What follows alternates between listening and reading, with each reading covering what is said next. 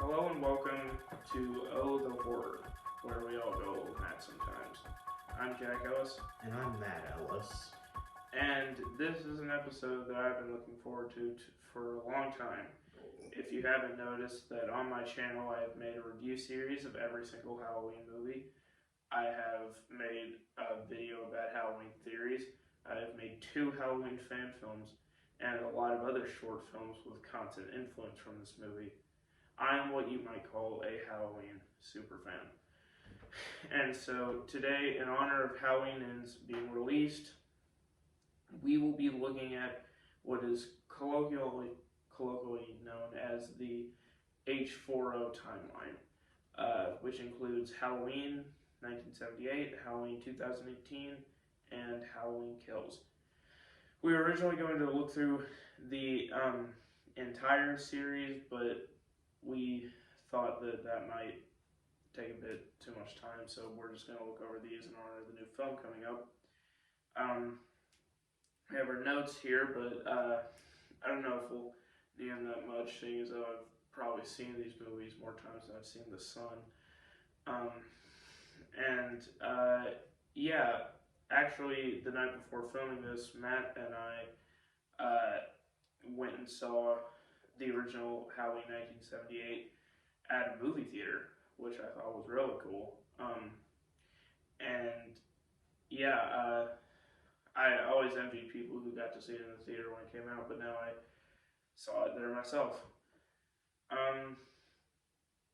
So yeah, I'll just start talking about Halloween 1978. It opens on a jack-o'-lantern that gets closer and closer to the camera as we hear that iconic score written and composed by John Carpenter himself, who wrote the entire score of the film in under 3 days. His father was actually a music professor in Bowling Green, and that's where he learned to compose such phenomenal music. And it slowly gets closer and closer, and at the end, it looks, with the eye and the nose, it looks as if Michael is holding a knife. And yeah, it's a very, very simple opening, but it's just so great because of what is surrounding it. And we get the infamous opening of 6-year-old, as we find out, Michael Myers, walking into his home and killing his sister in what is almost a 5-minute POV tracking shot. And this was one of the first movies to use the Panaglide, or what we know nowadays as the Steadicam. And it certainly shows. This POV scene is maybe not the first to ever do what it's done, but I think it was the most iconic use of it. This scene was inspired heavily by Black Christmas and 1971's A Bay of Blood, but I think that's a running theme with Halloween, is that even though it may be inspired by such films as Psycho, Texas Chainsaw, Black Christmas, The Town That Dread Sundown, Bay of Blood, whether it's inventing something, it's always cementing something, and it's making something that we know in the slasher genre to be iconic. And he does kill his sister in what is a horrific scene, and it was very terrifying to audiences in 1978. Nowadays, people don't really think this movie is scary because we're kind of numb and desensitized to this sort of thing. But, you know, this movie freaked people out in 1978. And, yeah, he's discovered by his parents, and it turns out that he is just a 6-year-old boy. And we don't, especially with the sequels kind of, watering this concept down, but you don't really think about it all that much, that he was a 6-year-old child who murdered somebody. Like, you know, it wasn't by accident, it was completely by design. You know, there were so many, I don't even know what I was doing at 6 years old. Like, I was just kind of existing and, you know, doing different stuff. I could never even think of murdering somebody. So it's just, you know, that's always just been a really cool concept to me. And then we make it to the opening scene on October 30th, 1978. Michael is being transferred by Nurse Marion Chambers and Dr. Samuel Loomis, who, and they are transferring him to go before a judge to see if he should be transferred to Hardin County Sanitarium. And once, during the car ride, Loomis seems very worried and nervous, and he refers to a patient as it. And we'll get into Dr. Loomis's more erratic behavior later. And once they get there, they see the patients walking around in the rain. Why are they out there?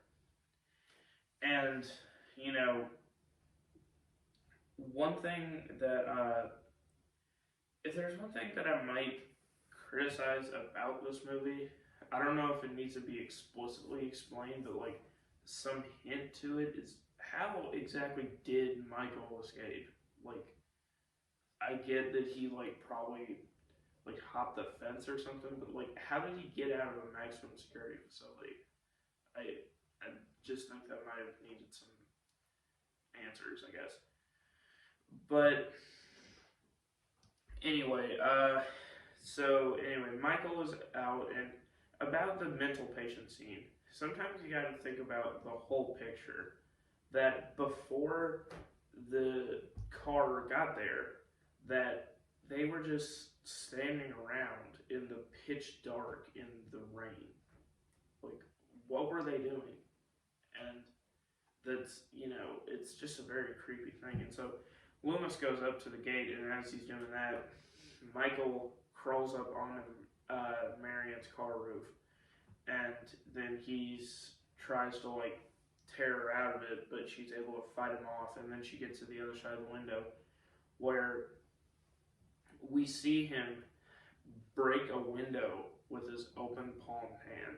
And that's just the first example of Michael's extraordinary strength in this movie. And after that, she ends up running out. Michael gets in the car, and he drives off. So this might be the start of, you know, the joyless CinemaSins dickheads saying, well, how does he know how to drive if he's been in an institution since the age of 6? And, I mean, one, like, driving isn't that hard once you get the hang of it. 2, they never say that he's a good driver. He kind of drives like a maniac. And 3, he probably watched his parents drive when he was a kid, and Loomis drove him to like trials and stuff. So, you know, that's always sort of been my headcanon, I guess. But yeah, he gets away, and Loomis says one of his many, many famous lines, the evil is gone. And yeah, Matt, what do you think of this opening part of the movie? I really like the opening part, and I agree with what you said about how odd it is that they had the inmates at the psych facility just, you know, roaming around in the rain at nighttime. Like, I just, like, what facility does that? I don't think that the facility let them out. I think Michael, when he was escaping, let them out. Probably, yeah. But yeah, and I also, it really is just quite a fascinating thing to think about Michael doing something like that when he was 6, you know, because like most 6-year-olds can't even stand to like, you know, if there's a horror movie with a murder scene in it, you know, most 6-year-olds can't even stand to watch that, and they just end up having nightmares for days. But here Michael just goes ahead and does it. And one other interesting fact about this movie is it was actually so popular that it was put in the National Historical Archives museum, not museum, but collection, just because it was considered, they thought it was going to, you know, go down in history and be like a, you know, their words were it was culturally, historically, or aesthetically significant. Right. Yeah. Yeah. I really did like the opening. All right. Well, after that, he returns to Haddonfield, where we're introduced to Laurie Strode, and her father tells her to drop off the key at the old Myers house, and she does. And on her way there, she meets with her the kid that she babysits, Tommy Doyle. Fun fact: Tommy Doyle was actually named after a character from Rear Window, Alfred Hitchcock movie. So is Samuel Loomis. He is named after Samuel Loomis from Psycho. And Nurse Marion Chambers is an homage to Marion Crane from Psycho. But I digress. So they drop a key off at the old Myers house, and Tommy is like, you know, you can't go in there, that's a haunted house. And, you know, I like the idea that there's a house where a murder happened in a small town and every kid there thinks it's haunted and it's abandoned and nobody wants to buy it. Akin to maybe like the house on Neibold Street from the It series. You know, sort of spook house archetype. And so after that, Michael begins stalking Laurie, and he stalks her all over town, at school, where he'll be there and then he'll just disappear. And after that, we get introduced to her friends, Annie Brackett and Linda Vanderklok. They're walking home and talking, you know, just like how teenagers talk. I'm not going to spend time talking about the dialogue in this movie because certainly a lot better than a lot of other horror movies, and that's partly because the writing of Deborah Hill, who co-wrote the script with John Carpenter, she wrote the lines for all of the girls in the movie, and it gives an extra sense of authenticity, being that she was at one point a teenage girl, just like the characters in the movie. And so after that, they're walking home. Michael is stalking them in his car, and they're joking with them like, "Hey, jerk, speed kills." And he stops, and he keeps going.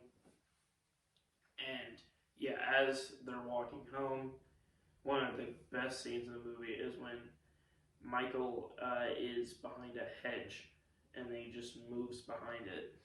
And as they go to see what happened, he's not there anymore.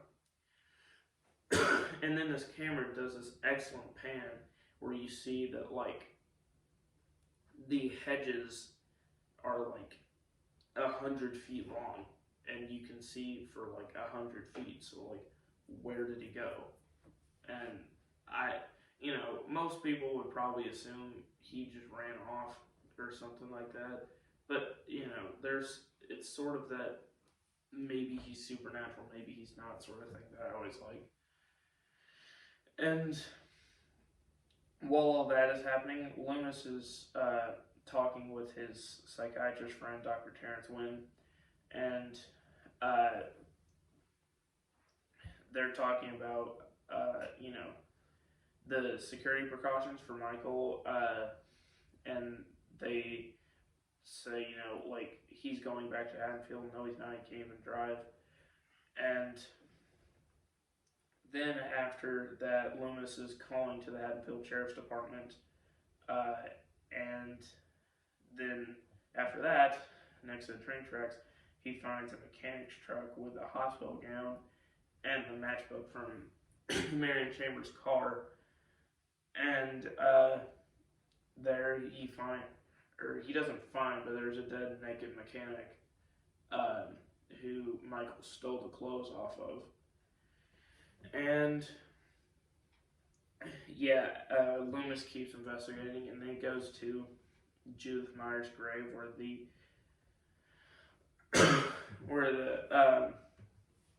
graveyard. I don't know what the tombstone. Or no, like the guy who runs the graveyard or whatever. Oh. He's telling the story of Charlie Bowles, and it's a really cool thing because it makes it seem like every town has their own kind of Michael Myers in it, and that I just sort of think is a really cool addition to the story. And so after that, they find that Judith Meyer's gravestone has been stolen, and you know, I know that we don't see it, but again, you know, how did Michael steal a gravestone? Like, those things are heavy. And, you know, again, it just plays into that maybe he's supernatural, maybe he's not. And so then Laurie walks home, and then she sees Michael Myers again in some bed sheets, and then when she looks back again, he's gone. She doesn't even look away. She's just looking, and he just disappears. Now, you may think that, again, he just walked away or he just ran off and disappeared in the sheets.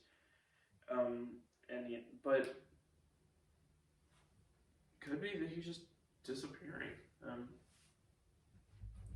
But anyway, so Laurie gets a phone call that she thinks is an obscene phone call, but it turns out just to be Annie. And so she says that she'll pick her up to go babysitting, since they're babysitting right next to each other. Annie is babysitting Lindsay Wallace, and Laurie's babysitting Tom Doyle. So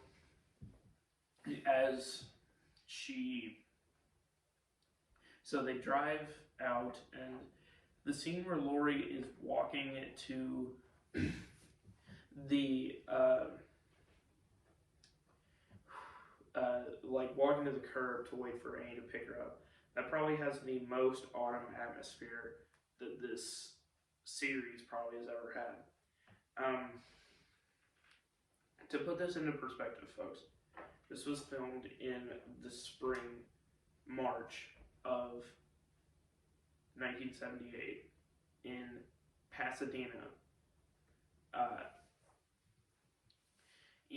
And so they had to do, and their budget was $300,000, which adjusted for inflation is about $1 million today.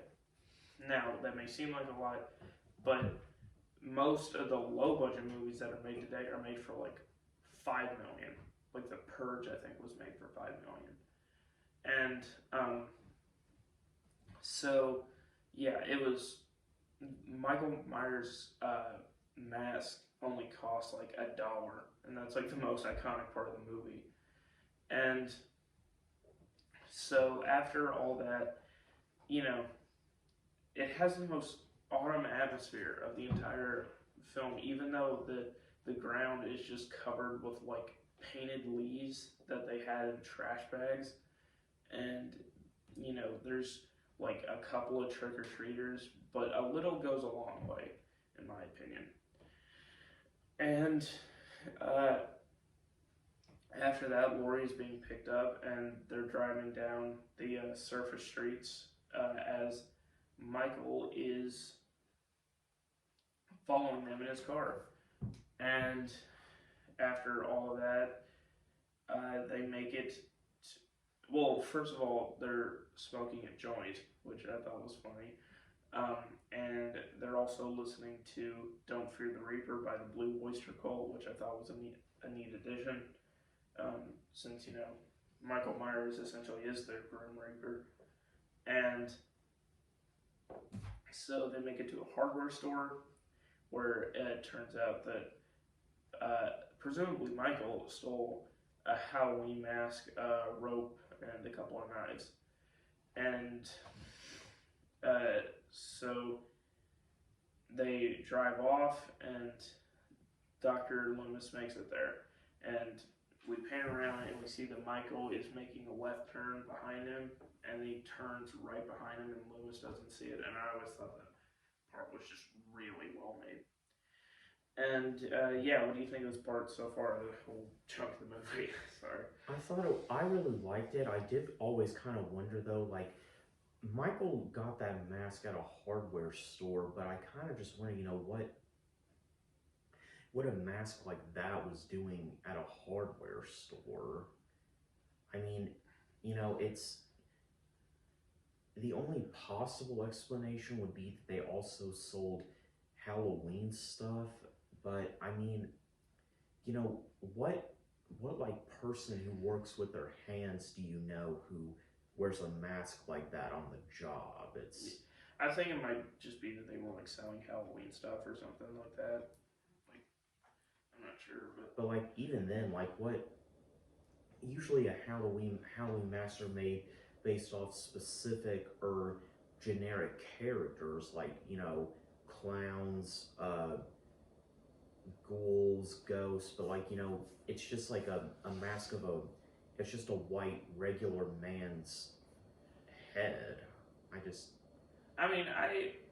I somehow think that like in the universe it was just part of like this sort of line of like creepy masks, I guess. Like it was called like a white killer mask or something like that. Yeah. And I think the scene probably would have made more sense if it was like a general store or something like that. But I've never been to too many hardware stores that sell Halloween masks. But I don't go to hardware stores very often. So yeah, anything else to say on this section? Not really. I think you pretty much covered it. I had no idea it was shot in the spring and in Pasadena, California. I just thought it was shot, in some small town, but because Haddonfield doesn't actually exist, does it? It does not. No. No. But yeah, I guess it does at least make some sense to be shot in Pasadena. But yeah, I like this scene. Yeah, and so after they're done, Michael makes it and follows them to the Doyle and Wallace house, and he gets out and stalks Annie as she goes into the house, and you see that there are also trick-or-treaters out, and it sort of brings home that vibe that Michael isn't really that conspicuous if he's in a mask on Halloween night, and which nobody's gonna be looking for a guy in a mask, but yeah, so he's stalking her, and then that's about the time that Loomis goes to the Myers house, and he's like, "Oh yeah, every kid in this town thinks he's haunted," and then Loomis is like, "Yeah, they could be right." And after that, we get the iconic Loomis speech that I don't think any of you need to hear again, because if you're like me, you probably could say it in your sleep. And yeah, you may think that Loomis is a bad psychiatrist or has a loose grasp of psychiatry, but here's how I've always looked at it. This is probably my favorite horror movie of all time, so if you didn't think that I was just going to wax poetic about it the entire freaking time I was talking about it, then I think you might have gotten the wrong idea. Loomis is a doctor. He's a man of science. He's a man who believes that no man is evil and that every man can be treated and healed. He's made a name for himself in the psychiatric community for being able to crack any case and to heal any person from whatever may be afflicting them. And then he ends up with Michael, who is a thing that he just can't figure out. All he can see inside him is just pure evil. There's nothing that drives him but the need to do evil. And this drives him insane inside. He should be able to figure this out. Why can't he? And then,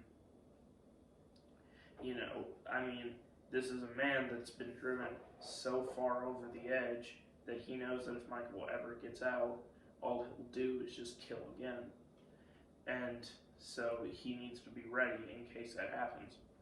And he's driven so far insane that a man of science is open to the idea that the old Myers house is being haunted by the ghost of Judith Myers. Like, what the hell is this guy thinking? And I always thought that Loomis was just a fascinating character. That goes to show just how evil and otherworldly Michael Myers is. And so that's just my take on Loomis. What do you think? Yeah, I thought Loomis was a pretty interesting character myself. I didn't know he was able to make such a name for himself and what he does, but I guess it would make sense. And yeah, he really wasn't able to crack Michael. He even said in the beginning that in all their sessions, which went on for several years, Michael never even said a word. So it's like, here you've got this great psychiatrist who he can't even get his client to speak. So that's going to be pretty insulting to him. And so we get to the babysitting scenes of the movie. Lori is looking after Tommy, and Annie's looking after Lindsay. Sorry folks, I just woke up, so I'm sort of getting used to everything. And so Annie's making popcorn and talking on the phone when Michael is stalking her. He knocks over a flower pot just to scare her. And she's actually talking on the phone with Lori about a guy they were talking about earlier named Ben Tramer. Single-handedly the best character in this entire series. And I'm just kidding. But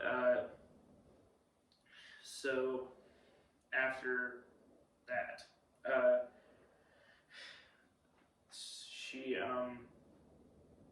goes out to wash her clothes because she spilled something on them, and then she gets stuck in the laundry room while Michael Myers is still watching her, and then her boyfriend ends up calling the house, and then Lindsay goes out to get her, and they walk in. She talks on the phone. Old Michael is still stalking them in some really great shots. I think of him just watching from outside. It's just a really well-made movie. Really great cinematography by Dean Cundy, actually, who went on to do the cinematography for such movies as Jurassic Park. And so after that, Annie actually takes Lindsay over to Tommy's house. And can there just be like one character in this movie who doesn't have a name that ends in an E sound? But anyway, after that, Lindsay goes back to her car, and the car is locked. So she gets keys, and she gets in her car, and after all that, Michael begins strangling her. And he strangles her for a long time before slitting her throat. And this was a great scene. It felt entirely earned, and one of the spookiest parts about it is the car was locked. Like, how did he get in the car unless he got in it when it was unlocked and then locked it from inside? But, like, then what would be the point of that?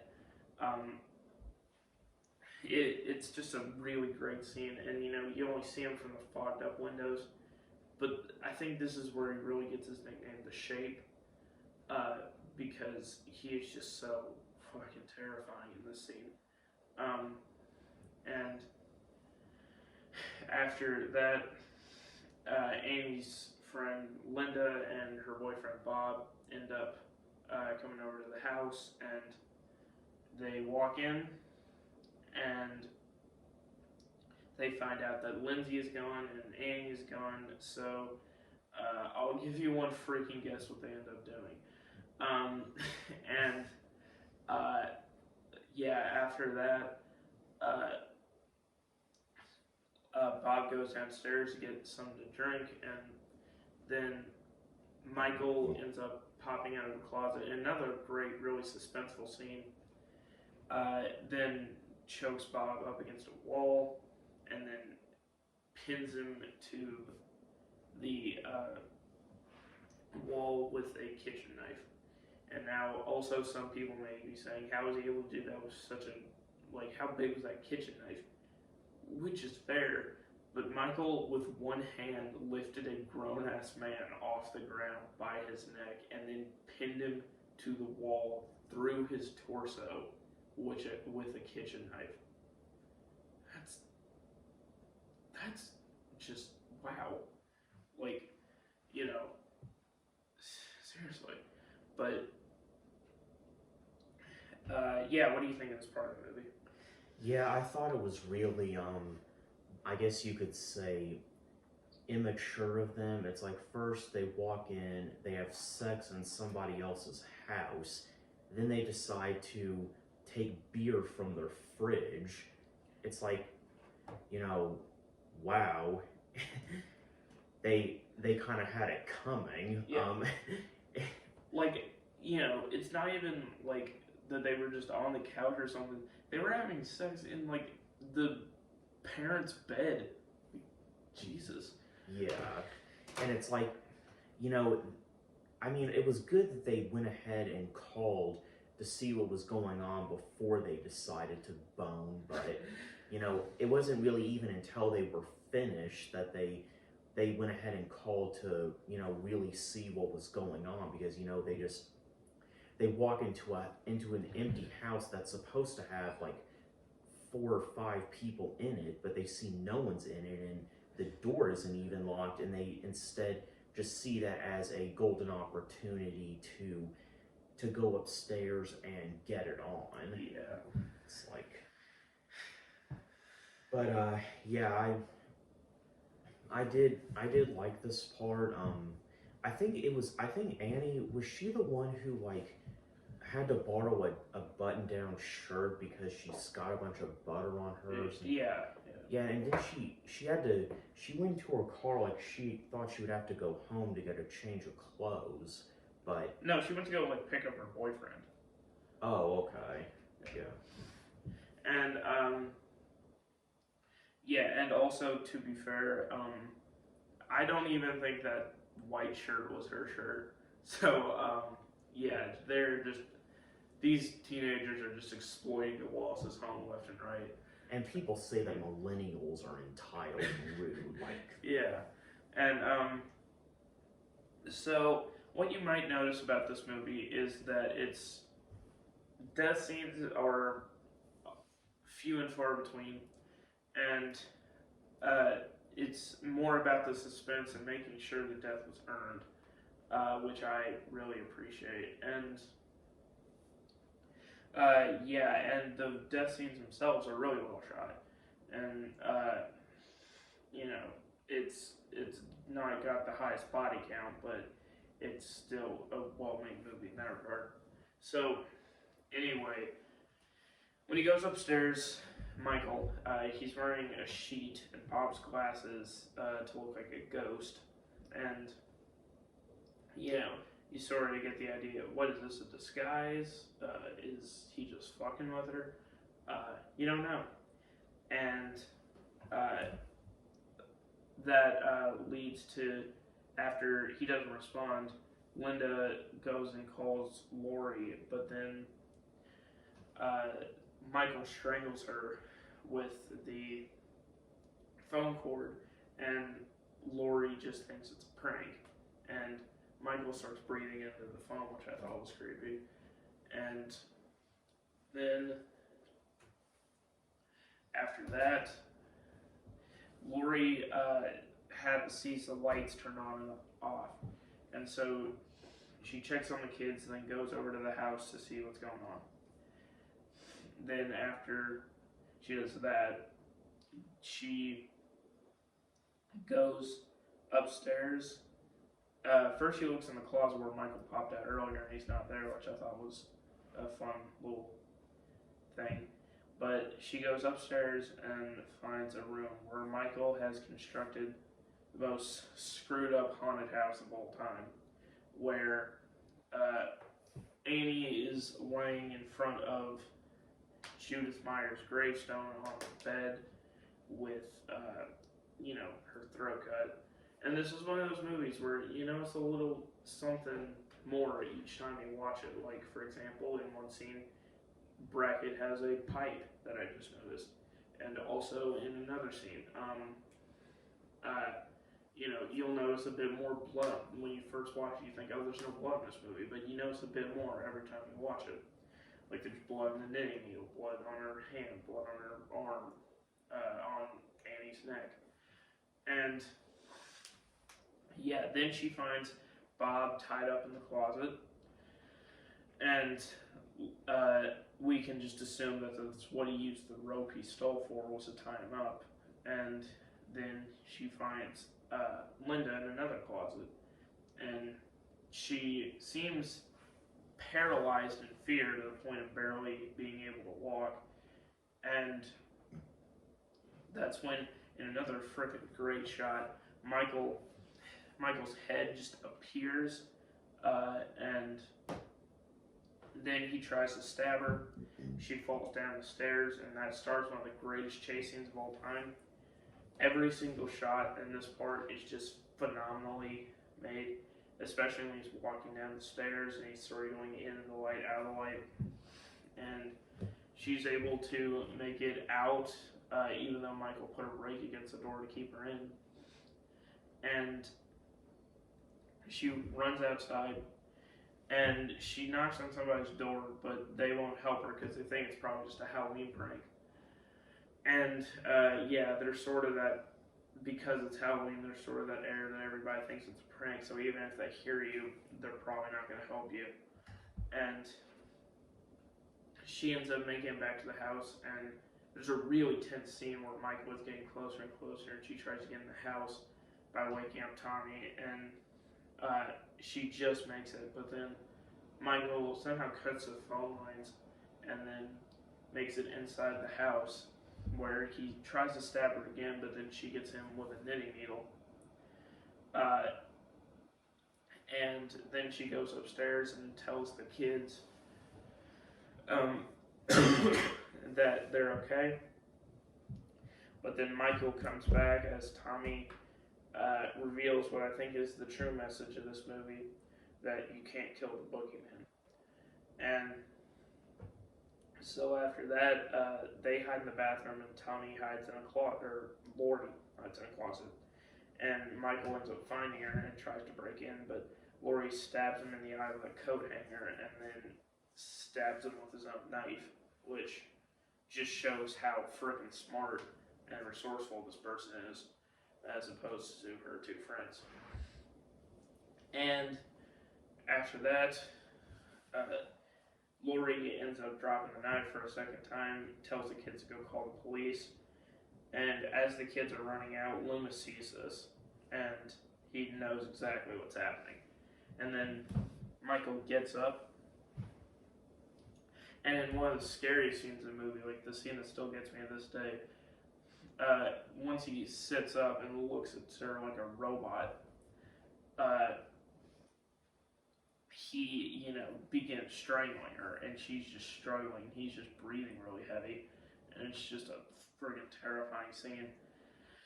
And then Loomis comes up with his gun, and then he shoots him once, then another time, and then 3 more times. He just essentially pumps him full of lead, and then he falls off the balcony onto the grass, and you think he's finally dead. And then Laurie says, it was the boogeyman. And then Loomis, being Loomis, says, as a matter of fact, it was.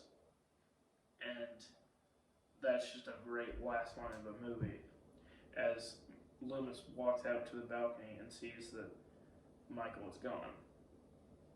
And then Laurie starts crying, knowing that she'll never be safe. And though so many sequels try to ruin this ending, I think we all forget there wasn't supposed to be a Halloween 2. There was never planned. This was not to set up a sequel. This ending was to bring home the message that you cannot kill the boogeyman, and that he'll always be out there. And that's one aspect of the movie that I really enjoyed, is this was one of the first endings to ever do something like this. And yeah, I really like it. I really love this movie. It's my 4th favorite movie of all time. And yeah, I watch it every year in October. Yeah, what do you think of this movie? I really liked it. I mean, overall, there were a lot of, of course, silly mistakes made by the people in it. Like when, Laurie, she first thought she killed Michael when she stuck that knitting needle in his neck, and she just threw her knife to the side. She thought she killed him. That one was like, okay, fair enough. He was just lying there lifeless. But then when she thought she killed him a second time upstairs, she threw her knife to the side again, when it's like, maybe just keep it in case he comes back, because he's clearly pretty resilient. And yeah, I really did like this movie. I mean, I normally find it hard to watch older movies, just because, they're harder to really kind of sink me in, just for obvious reasons. They're not as they don't really have the same resources to make them as real life as we have today. But this one really was easy to sit through. So yeah, I liked it, and personally, I'd give it a 10 out of 10. I'd give it a 10 out of 10 too. Do you want to explain the next movie, Halloween 2018? Sure.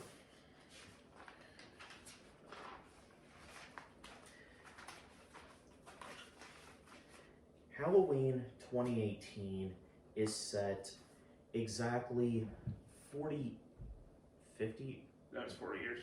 40 years after Michael Myers' first killing spree. Actually, do you think you could describe this one or not? Yeah, so, Michael has been incarcerated for 40 years at Smith's Grove, the place he was able to escape from before. And so 2 podcasters go to see if they can get a reaction out of him. And they bring him his mask, which, from the opening scene, seems as though it has a supernatural force behind it. And all the patients are like screaming, and they really want Michael to have a reaction, and he sort of does, but he sort of doesn't. And they really want him to say something, and Michael just doesn't. And it goes to the title card, where we get the pumpkin rising up, and it sort of seems like a rejuvenating of the franchise. A dead pumpkin coming back to life, and it's just like the original opening credits. And just gonna get something to drink real quick.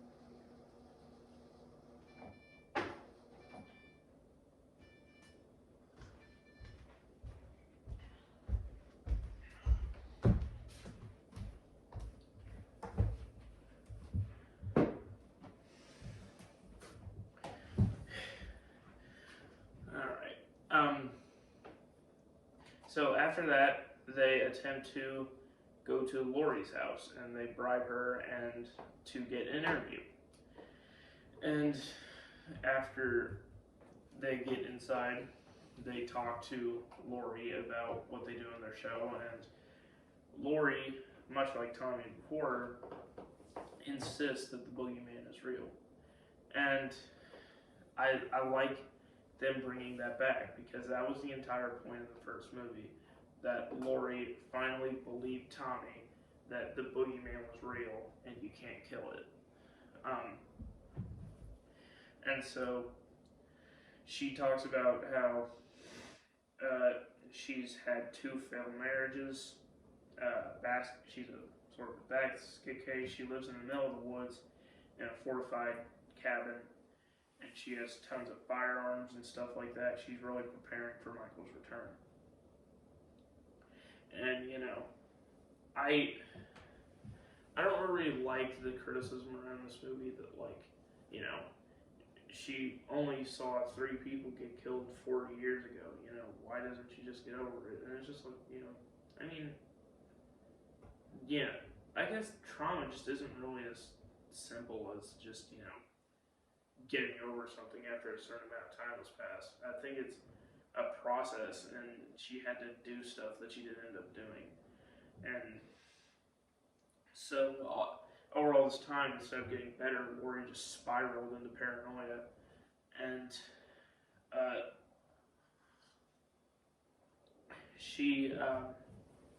we find out that she had a daughter that it turns out was taken away from her by social services because Lori was found to be unfit. And we meet this daughter. Her name is Karen Nelson. She has a family with Ray Nelson and their daughter Allison. It's never said what the 2 parents do for a job, but I've always sort of assumed that Karen was some sort of psychiatrist.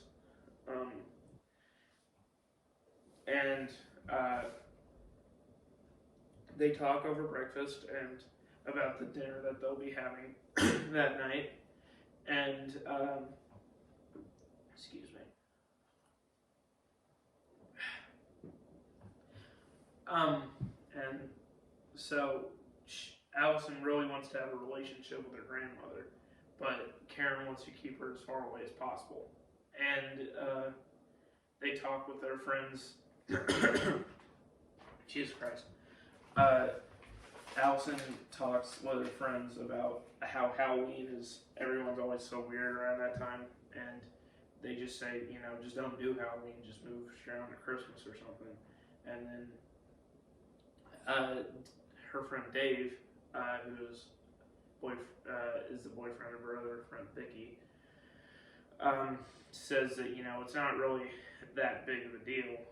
Just 3 people getting killed by one guy with a knife and then being in jail for 4 years, which is true because this came out the same year as shit like Stoneman Douglas was happening, and even though it is a small town, I mean 3 teenagers just getting killed by an escaped mental patient isn't like headline news nowadays. And Yeah, so after that, they make it to school where we meet Allison's boyfriend Cameron and his friend Oscar, who they're both sort of comic relief characters, and they talk about both the Halloween dance and their dinner for that night. And this sort of serves as an interesting parallel to Laurie Strode, where Laurie always felt on the outside because she never had a boyfriend or anything like that, and Allison does, which I thought was pretty fun. But anyway, on to the next part. Outside, we see Allison is in class, and she sees Laurie actually standing outside her window, similar to how Michael was doing, and it sort of plays into that one monster has created another, and that Laurie and Michael will always be connected. And then Laurie and Allison talk about. She gives Laurie, or Allison gives Laurie. No, Laurie gives Allison. Oh, Jesus. The or the money that she made from the interview, and Allison says she'll put it towards college. And so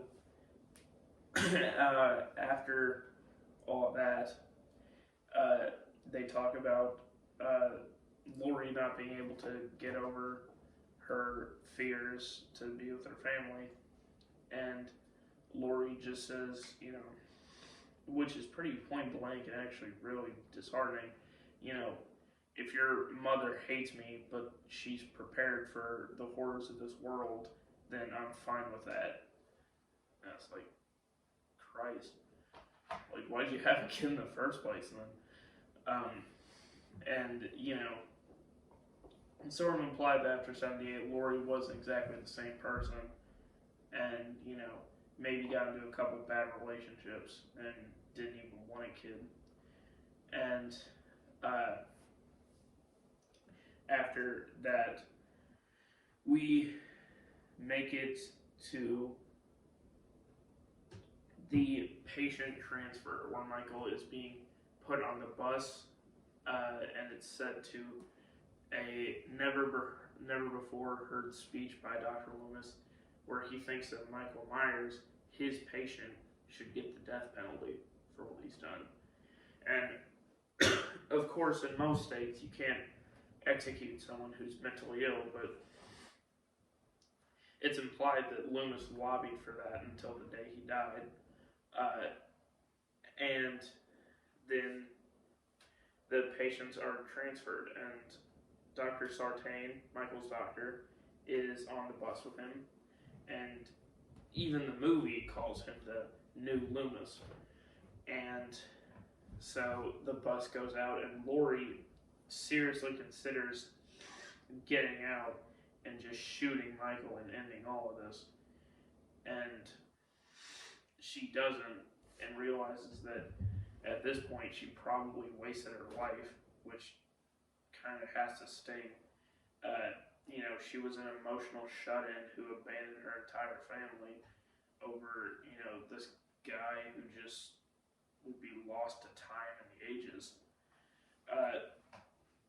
So in that spirit, she tries to go to the family dinner and at least get to know her family. But she ends up just getting drunk and crying about not being able to kill Michael Myers. And you can see that Allison's boyfriend, Cameron, is visibly uncomfortable in this movie. But as you'll see in the next movie, I don't really get why. And so after that, Laurie leaves, and Allison, or Karen, is talking about her childhood experiences, learning to shoot guns and set up traps, and then social services coming and taking her. And her delivery is weirdly flat, and I don't know if that's meant to be realistic or not. But yeah, what do you think of the movie thus far? Yeah, so far I think it's pretty good. It actually, for those two podcasters, Aaron and Dana, they actually, when they went over to her house to try to talk to her, they had to give her $3,000 before she would even talk about what had happened that night. So yeah, we also forgot to mention how Michael ended up killing those two when he gets out. Well, that doesn't happen until like the next day. Oh, it doesn't? Yeah. Okay. But yeah, and that scene also sort of plays into Lori actually being more the new Loomis, because she's sort of done trying to understand Michael, and at this point she just wants him dead. Didn't Loomis, sorry to interrupt, but didn't Loomis actually die in the second movie?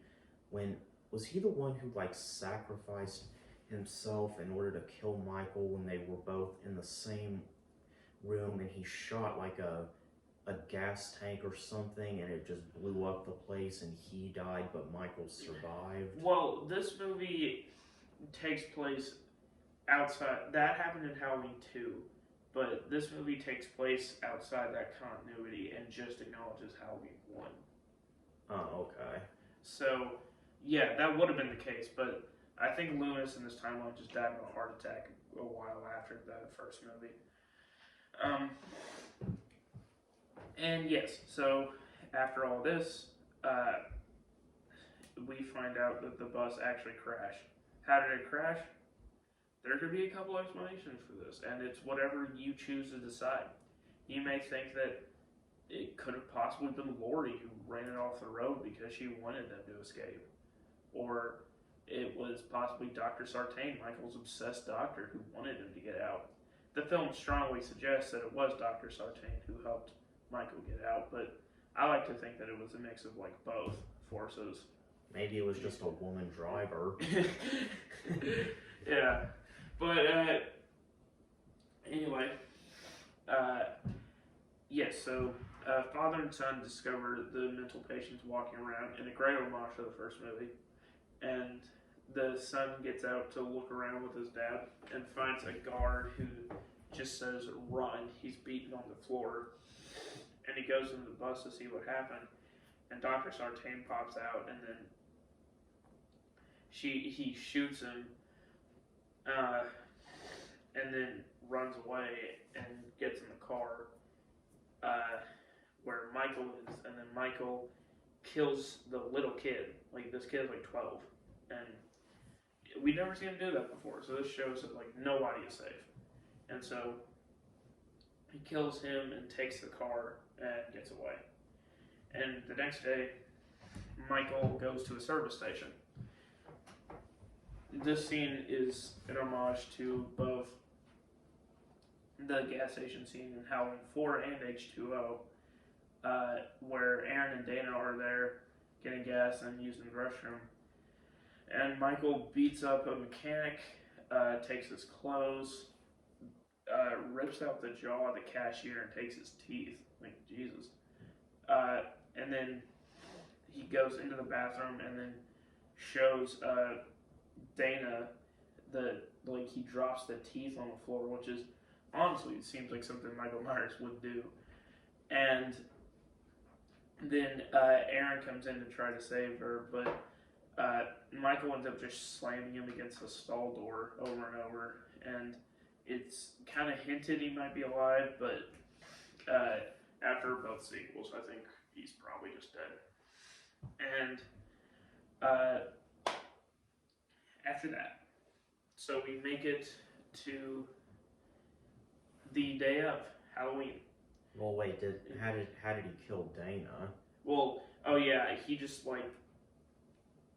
he strangled him against strangled her against the stall, and I think just cracked her neck. He pretty much gave those two an Elvis Presley death, dying in the bathroom. Yeah, and Lori finds out about the bus crash, and she's a well-oiled machine at this point, so she knows exactly what to do. So she goes and gets Karen and Ray, and Karen and Ray, because she has a gun and is talking like a crazy person, they kick her out. And then the police find out about Michael Myers' escape, and then they find the bodies at the gas station. And we find out that Frank Hawkins, the person who actually inspected the crash site the night before, was there in '78. He was one of the people who helped arrest Michael, and that sort of brings a new layer to the character that we'll end up seeing in the next movie. What did you think of this part? Well, yeah, I liked it. Like I said before, I liked how he made them die in a bathroom. Like, that's pretty undignified.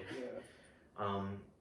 And yeah, I really, also, he got his mask back by actually taking it out of Aaron's car, which I thought was pretty cool too. Like, he pretty much, I like how he just gets out and he just wants to pick up where he left off in the beginning. Like, there's really no change from who he was back then to who he is now.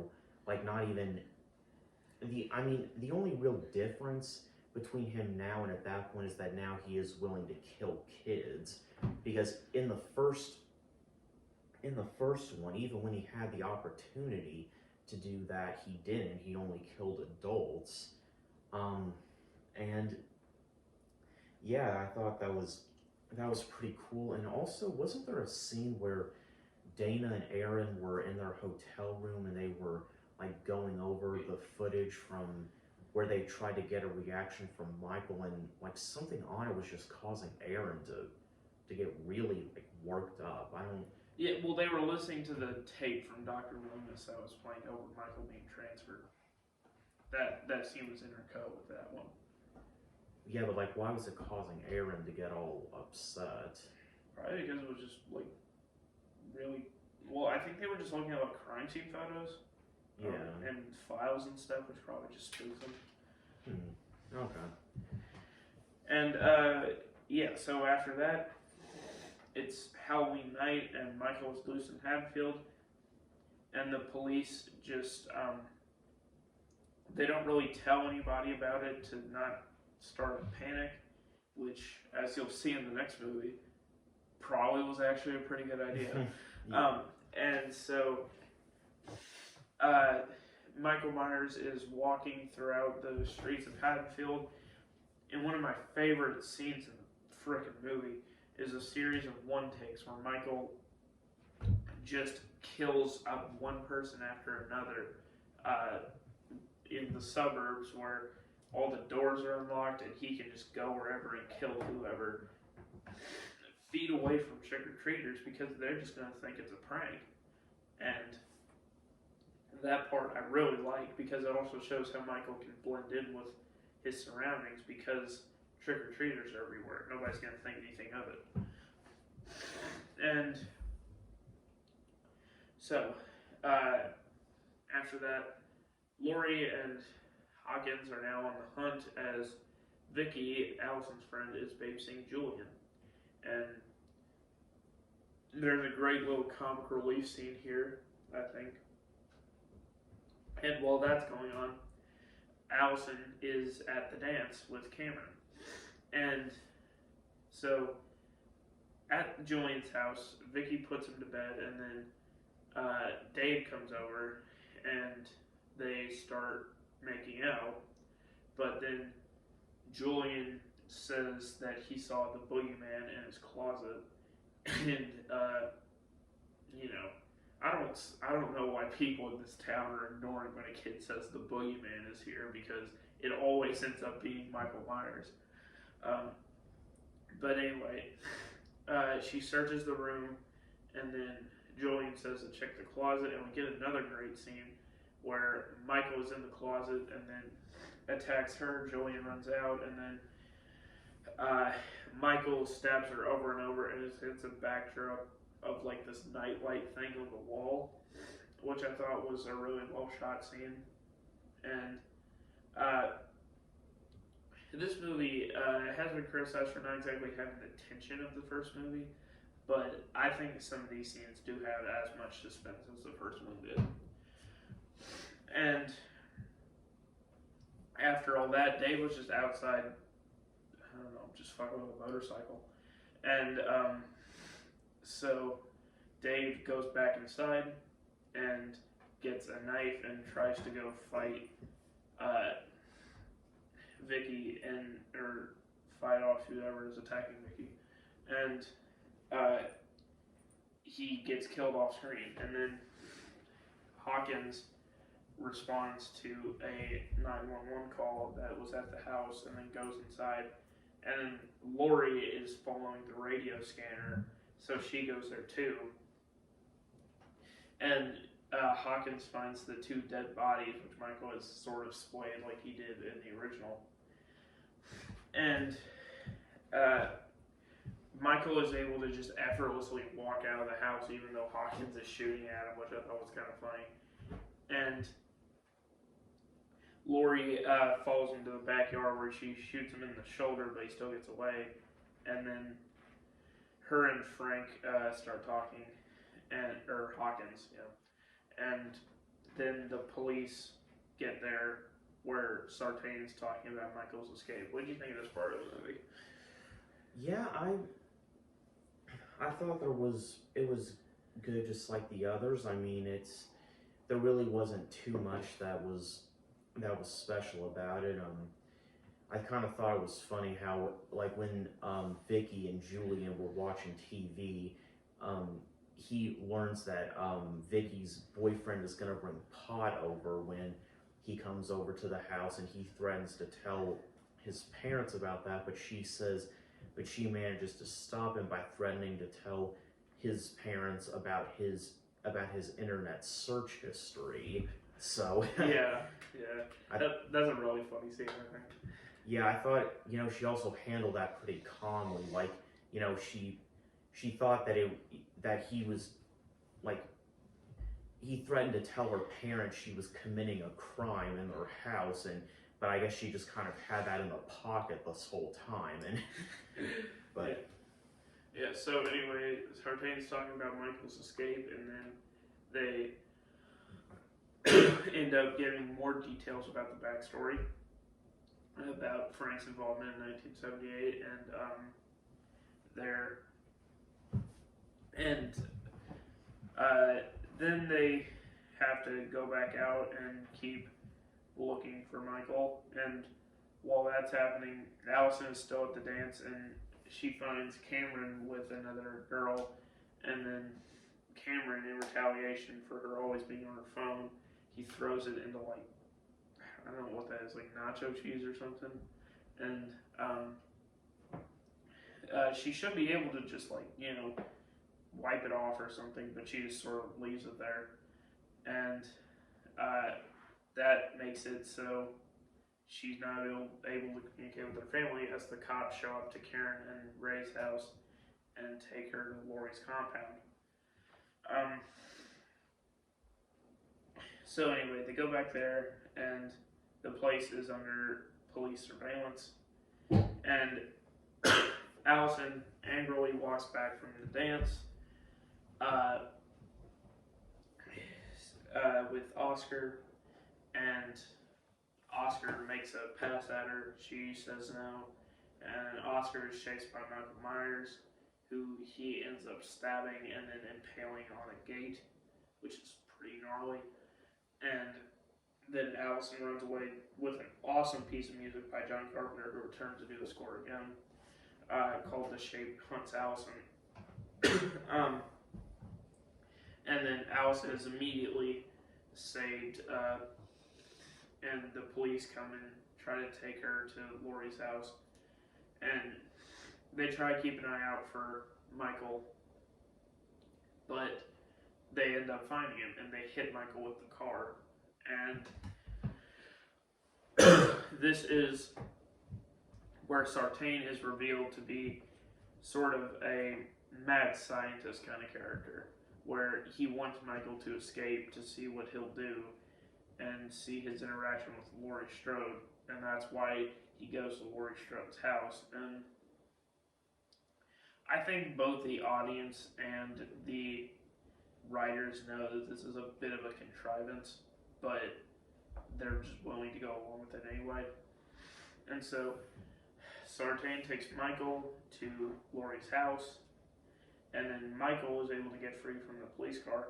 And one thing that I never got is Allison is able to open the police car from the inside, which I don't think that's how police cars work.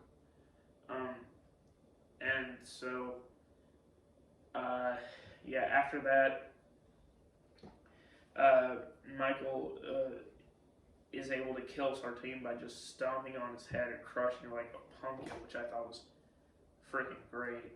But, yes, so the cops go to inspect the car, and yeah, after that,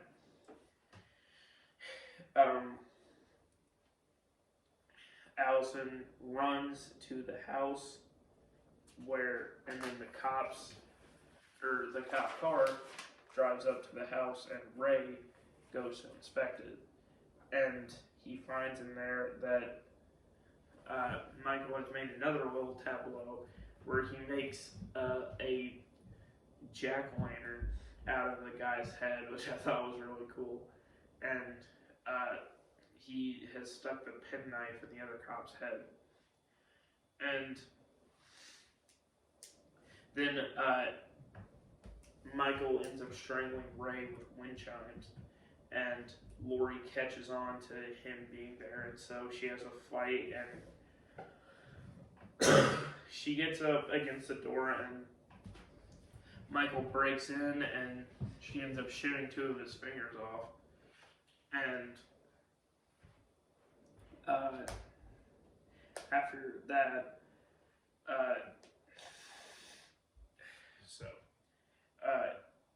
Laurie goes and runs to the basement where Michael gets in, and he looks around for her, and she tries to shoot him from underneath him, but she misses, and so she goes back up to look for him. And it's a really great scene because she looks for him in every room and then closes it.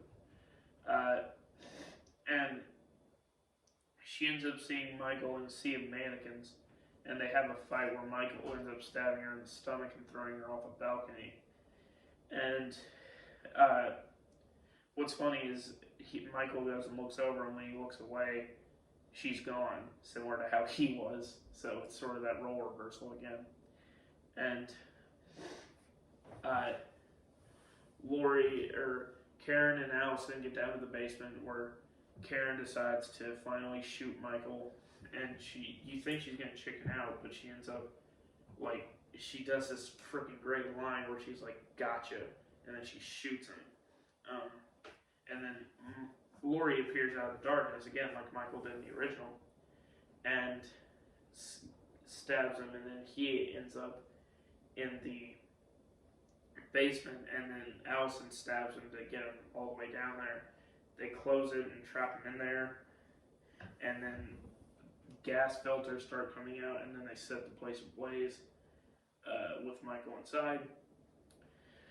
And then they end up getting away in the back of a pickup truck while Michael burns, maybe. And yeah. So that's the ending. What'd you think?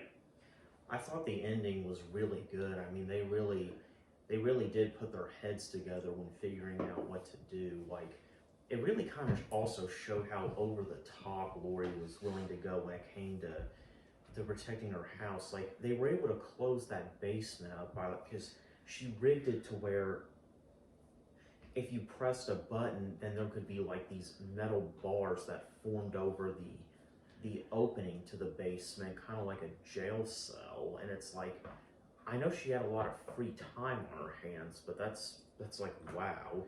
And so, yeah, and it kind of, when someone's in a burning house, it kind of really makes you think, because people have escaped from burning homes before, so it doesn't really make you give him a 99% chance of dying like in the other movies. But yeah, I did like the ending for this. There was something I was gonna say, I forgot what it was though. But yeah, overall, I really like this, and I give it a 9 out of 10. Yeah, I give it a 9 out of 10 too. And on to the last movie. Sorry, it's been a bit long in the tooth. And yeah, so the next movie up is Halloween Kills, 2021. Halloween Kills starts with.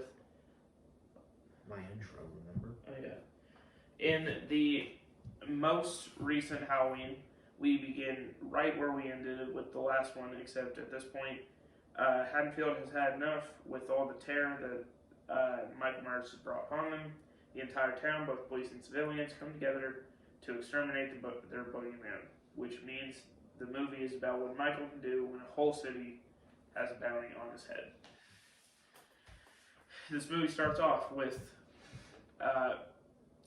Cameron from the first movie finding Frank Hawkins' body in the middle of the road.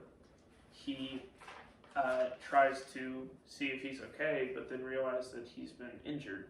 And Frank is still alive, which I'm all for because I really liked his character in the first one. And Hawkins says repeatedly he needs to die, and then we go into a flashback to when Michael was apprehended in 1978, and the police are chasing him all over the streets of Haddonfield, and it's revealed that Michael would spend a lot of time before he killed his sister just staring out of his sister's bedroom window. Why'd you do that? We don't know. So, after that, we see Lonnie from the first movie getting bullied by some kids, and the cops come to tell them to get inside because there's a murder on the loose. And then, so Lonnie runs away in fear and trips over something. And then Michael Myers appears, and he gets really spooked by it. And so after that, Michael disappears when the cops show up again, and then they say, oh, that was the boogeyman. And then they go to the Myers house, where they inspect it, and they see all the stuff from the first film. And Michael, they go up to his sister's bedroom window, and they see footprints, and then Michael attacks Frank's partner, and Frank accidentally shoots him in the neck, and he dies. And then outside, the police and Loomis are there, and so yeah, Michael is apprehended as Hawkins' partner dies, and let's just talk about the flashback. They freaking nailed it. I think they did an excellent job with this. As far as recreating the look and feel of the original Halloween, they did phenomenally. The Myers house was recreated perfectly.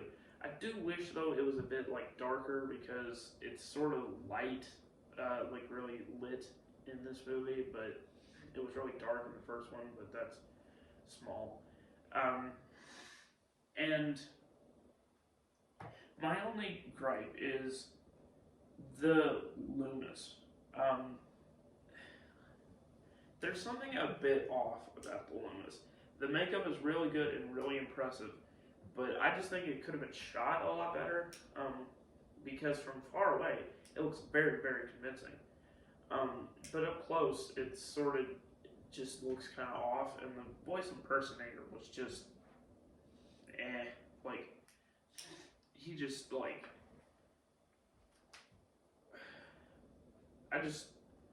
it was sort of good, but it was just a meh sort of thing. And I like the inclusion of maybe having Dr. Loomis in the background, but yeah, there was just something a little off about it. So yeah, what do you think of this part so far? So far, yeah, I really liked it. The flashbacks were pretty cool. Was this where it showed Michael like walking out of his old house and it's surrounded by cops and he's just taken into custody. Yeah. I was kind of surprised though that he went down without a fight. Like, didn't somebody like come over and just knock him out? Yeah, somebody like knocked him out, and then Loomis tried to shoot him, but then Hawkins stopped him. Yeah. So yeah, I thought this was pretty good. And yeah, then we're taken into the 2018 part of the movie. Well, first we see a bunch of pumpkins on fire as our opening credits to symbolize the fire from the end of the last movie, with a newer, more gothic version of the Halloween theme, which I thought was really well done. And yeah, then we go to the bar scene where we meet Tommy Doyle, Lindsay Wallace, Marion Chambers, and Lonnie Elam, who are all drinking and celebrating Michael not being on the loose anymore. And yeah, it's heavily implied that Laurie would be in attendance had she not tried to kill Michael on this night. But this scene is where a lot of the problems with the movie start. I will say this right now. This film is divisive, it is hated by many, and it's loved by many. This movie, for me, is a good movie that I acknowledge has flaws, but I am willing to ignore them. Like the fact that this movie has to say so many times the events of the first movie, and the events of the last movie, and the events of the movie that is currently happening. And it's like, it just gets irritating after a while. Like, yeah, we've all seen the original movie. You don't need to, like, keep saying it. I get that's kind of more for new fans, but, like, Tommy Doyle has a speech in the bar about, like, the events of the first movie, and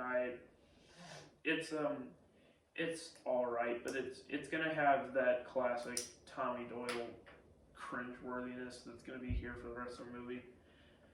And I will say that the beginning of this movie is clunky as hell. Like, we get like 20 minutes in before we even pick up where the last movie left off.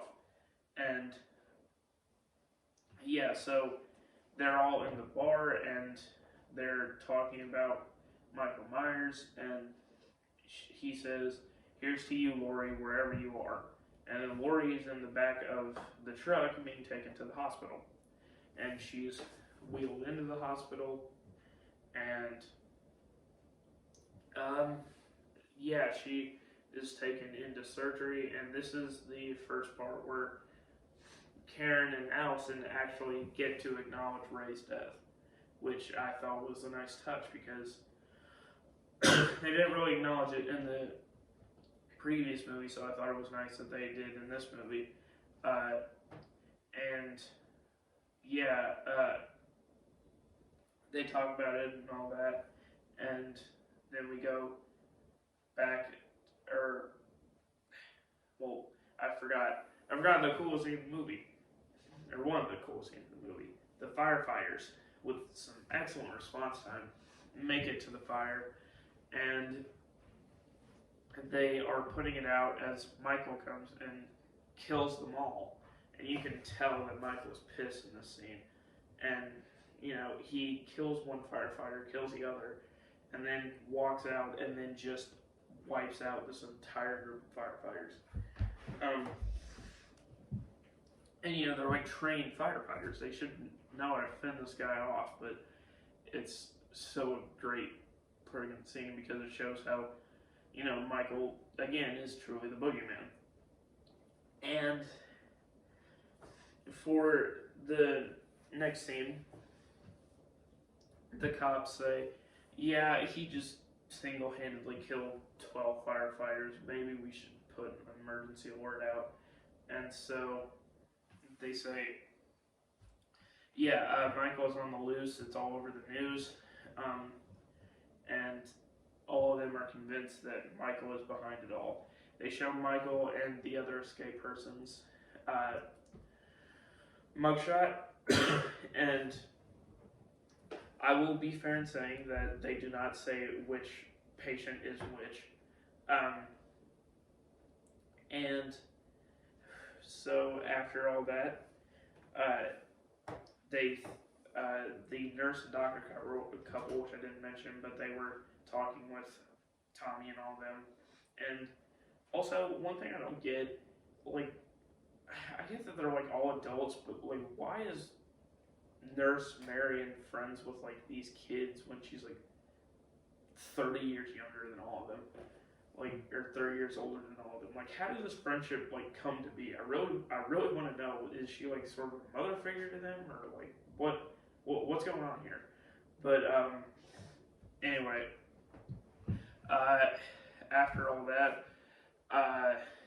they then they think that Michael Myers, the nurse and doctor couple, are their names are Vanessa and Marcus. They think that they're in the car. He's in the car, Michael Myers, and so Tommy takes a baseball bat, and we get our first utterance of the most classic line in this movie: "Evil dies tonight." And he goes out there with a baseball bat to confront Michael, but he ends up driving away. The car does, and it's revealed that it was actually the other escape patient, Tivoli, who was in the car, and not Michael. And after that, we go back to the hospital, where Laurie is out of surgery, and she's in her bed, and many people criticize this movie for having Laurie in a hospital bed the entire time, which is fair, but Halloween 2 like did the exact same freaking thing for most of the movie. And you know, I like that this movie like didn't just focus on Laurie Strode, more of the town as a whole. And you know, people have been complaining about, you know, there being too much of Laurie Strode in Halloween movies. Well, this is it, you know, this is a movie for that, I guess. But okay, so Allison, like, they're being questioned by the police, and they find out that Michael Myers is still alive. And Allison meets up with Cameron, who is actually Lonnie's son, and it's revealed that Lonnie has always been affected by Michael Myers, and he passed that down on to Cameron. Okay, so like, why was he so uncomfortable with Laurie's behavior in the first movie if his dad was exactly like that all the time? Like, that part I didn't really get. Maybe it just reminded him too much of his dad. And yeah, so we get this really kind of funny scene in the movie where it does say that, you know, like, every person Michael killed was loved by somebody, and, you know, we shouldn't just forget about that. And then, like, you know, we sort of get this, like, come on, let me go murder a guy in a vigilante mob. Oh, you never let me do anything. And so after that, or I don't remember, the scenes in this movie are not like very well put together, but there's a scene where this old couple is flying a drone, and then Michael shows up at their house, and he drags the old man named Phil through a window, and so, his wife Sandra tries to get away, and she gets to the door, but she ends up just stopping, and a lot of people are just like, you know, why she stopped? But I assume she was having some sort of panic attack, like she was sort of frozen in fear and couldn't do anything. And then Michael takes a fluorescent bulb and breaks it and then stabs her in the neck with it.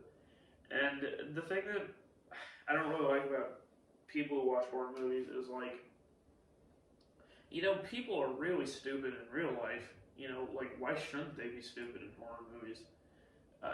So, anyway, she watches as she lays there dying, Phil getting stabbed over and over with a knife, Michael trying to find his best one, and he finds it and walks out. And that's when the mob starts to get going. Tommy rounds up a bunch of people, and I really like this idea that of the town being sick of Michael and teaming up to go and kill him, and even killing the wrong person. That's not a bad idea either. And I might be the first person ever who might defend the mental patient hospital scene. Hold on that for a second. And so after that, after the mob is getting rounded up, Michael goes to a park where her. Oh my god, these fucking movie scenes. Sorry about that. We find out that there's a gay couple who lives in the Myers house, and they're actually realtors, and their names are Big John and Little John, and so a kid comes to their door and says that they found a piece of, or a razor blade and a piece of candy that they got at their house, but it turns out to be a Halloween prank so the kids can steal their candy. And then they talk about who lived in the house, and it was Michael Myers, and then all the kids run away. And after that, the kids are at a park where Mary and Lindsay, Marcus and Vanessa are, and Michael kills one of the kids and takes his mask, which is kind of brutal, or it's implied that he kills one of them. And then he gets on top of the car, and Marion tries to shoot him as Lindsay is out where the kids are and getting like bricks together to hit Michael with. And then Michael gets off the roof, and then he stands in front of the door, and as Vanessa runs away, Marion tries to shoot him, but the gun clicks, and then he ends up stabbing her over and over. And then Marcus tries to strangle him with his stethoscope, but that doesn't work either, and Michael stabs him in the eye, which is another great death. And then Vanessa runs at him with a gun, and he kicks the car door and makes her shoot herself, which audibly made me laugh in the theater when I first saw this. And Michael gets out and tilts his head, and then Lindsay comes at him, but then he starts strangling Lindsay, and Lindsay peels his mask off, and she runs away as he chases her. And then as he looks around for her in a great suspenseful scene, she is nowhere to be found, so he moves on. And yeah, then is Cameron, Allison, and Tommy and Lonnie discover the bodies that Michael has put the Halloween 3 mask, which I really like, on, and then they find Lindsay and try to get her to the ER. And again, more explaining of the film's events and the first film. And this is when Hawkins is in the hospital in the same room as Laurie, and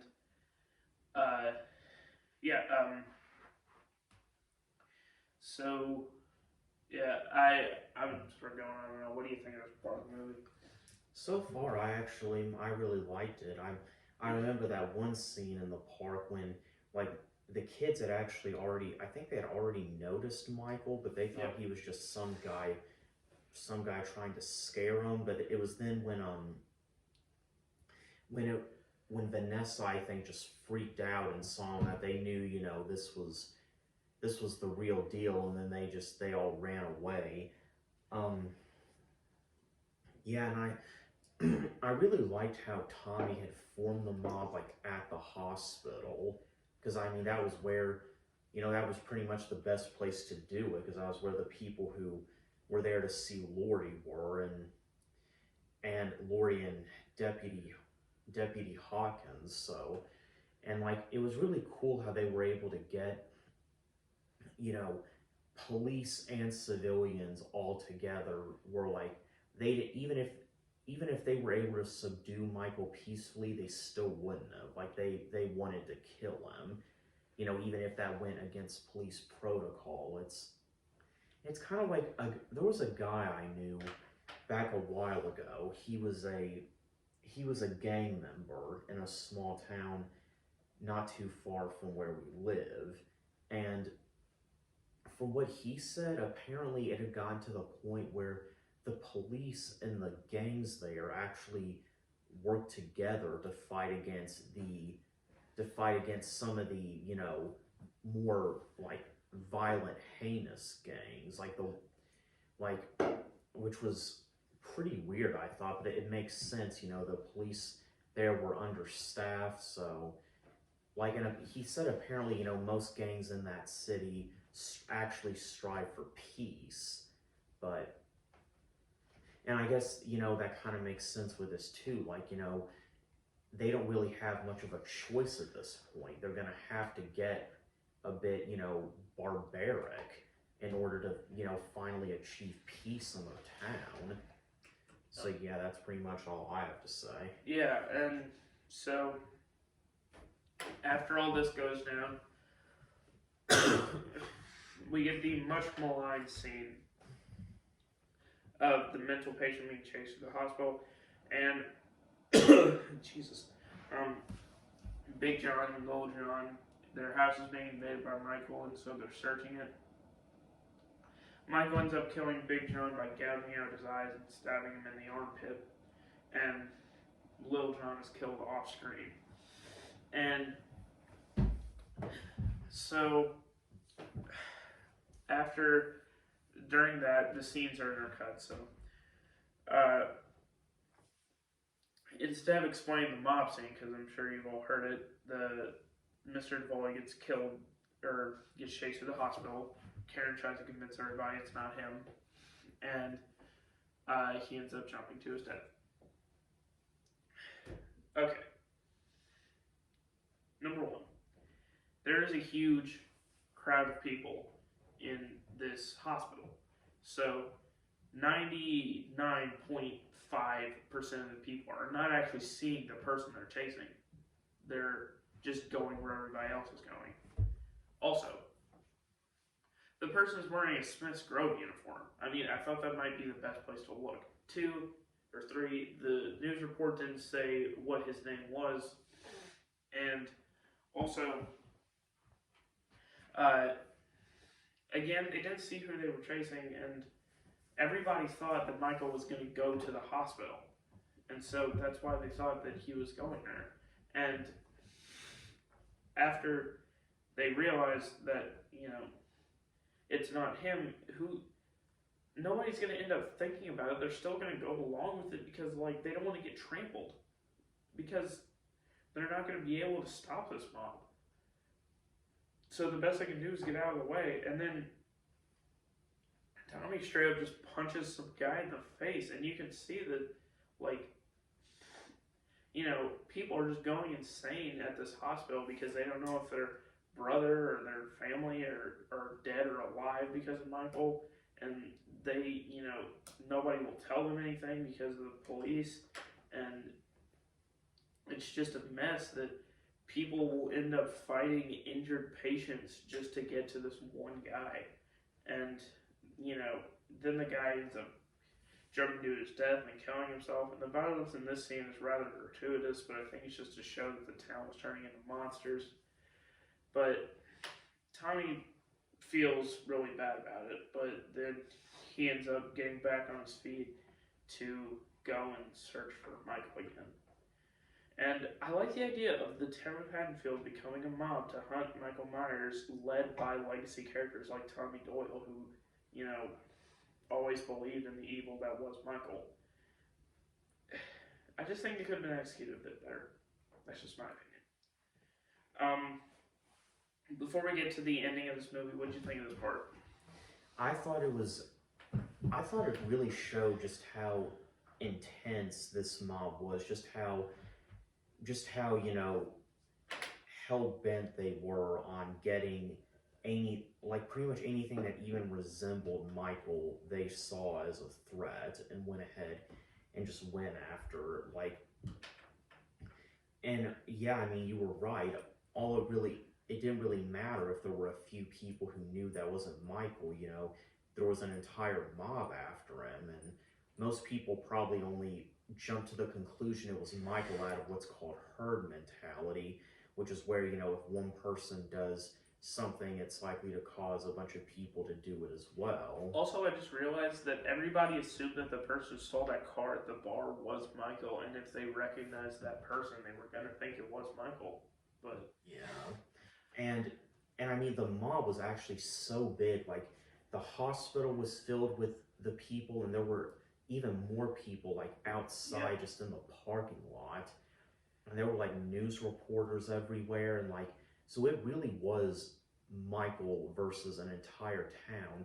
But the main reason he was able to get away with it was because, even though that was the case, everybody stayed at the hospital. Like, if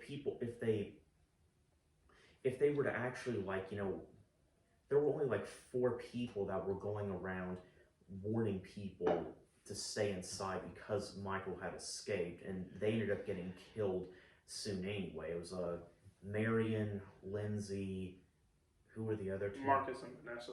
Marcus and Vanessa, yeah. It's like, if they had actually like fanned out and looked for him, I'm pretty sure they would have. Well, Allison, Cameron, and Lonnie are also looking for them too. Right, but I mean, still, that's 7 compared to the 10,000 people that live in that city. Like, there's, there would have been no excuse not to find him at that point. Yeah. And also, like, when Michael had killed that gay couple who was living in his old house, the guy, I think it was Little John, whose last words were, Michael, you've returned. Like, when I would have thought that their last words would have been, please at least stab us in the asshole.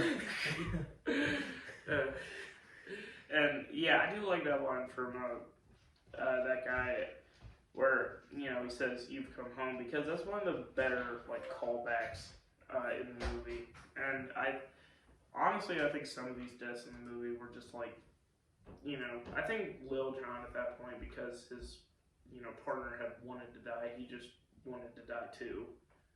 Wait, did his partner was he actually wanting to die before Michael got there? No, he saw Michael there, and he just said, I'm not going to fight it. That's just my interpretation of it. Yeah.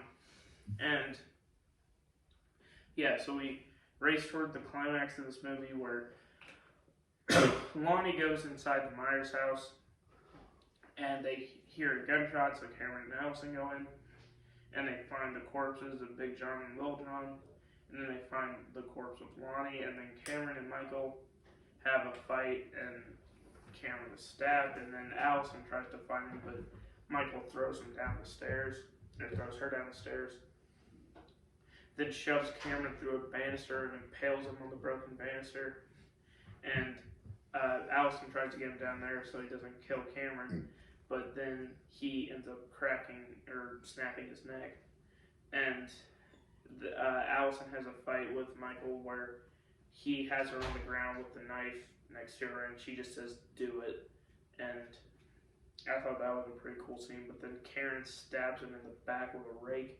Pitchfork. Or a pitchfork, I mean, and then takes his mask off, and you realize that this was all part of a sting attempt as Michael chases her with the mask.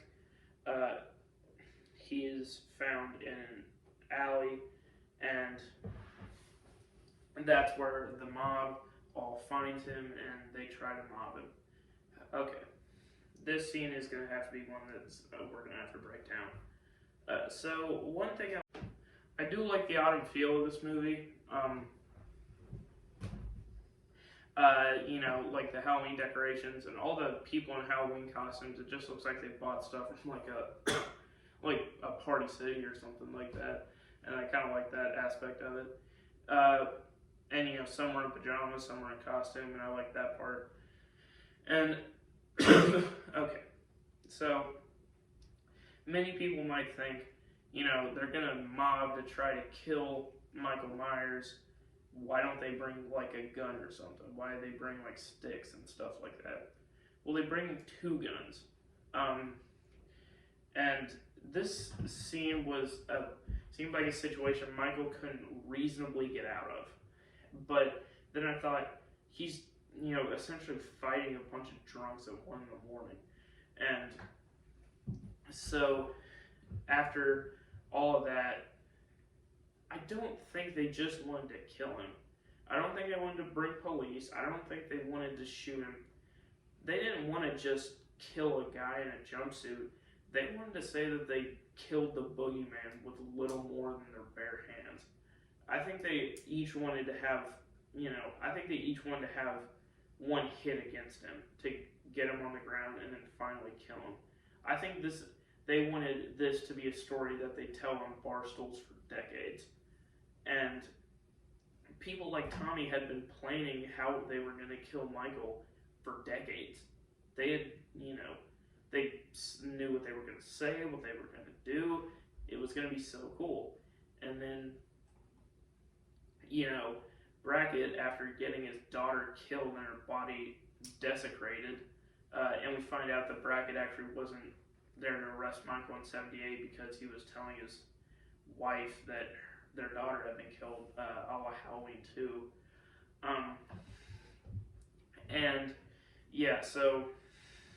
And I also like the addition that the paramedics at the hospital were wearing the same jackets from Halloween 2, but I digress. Brackett comes up with his gun and he's like, yeah, he killed my daughter, let me just take this one. And so he tries to shoot him, but then Michael pops back up, slits his throat, and then a scene that, I really wanted to cheer in the theater for. I don't usually like to cheer in the theater, but I really did for this scene. Michael just starts wiping out the entire freaking mob, and, with not much more than a knife or anything like that. And, he starts killing over and over and over, and then he gets to Tommy, and then he kills him, and then breaks a baseball bat on his head, and then stabs him with the broken baseball bat. Like, this scene is so cool. And Laurie has a speech about Michael and the evil and, stuff. And it's just a really great scene. And at the end of the movie, Karen goes up to Judith's bedroom and stares out the window like Michael did. And then Michael appears and kills her. And Laurie calls Karen, but all she hears is Michael's breathing, and then realizes that Karen is dead. And then she walks out of the hospital with a knife ready to kill Michael. It was an awesome fucking movie.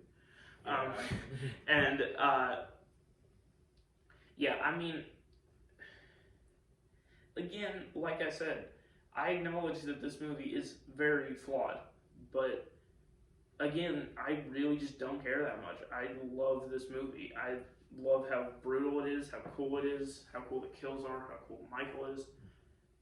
I love everything about it.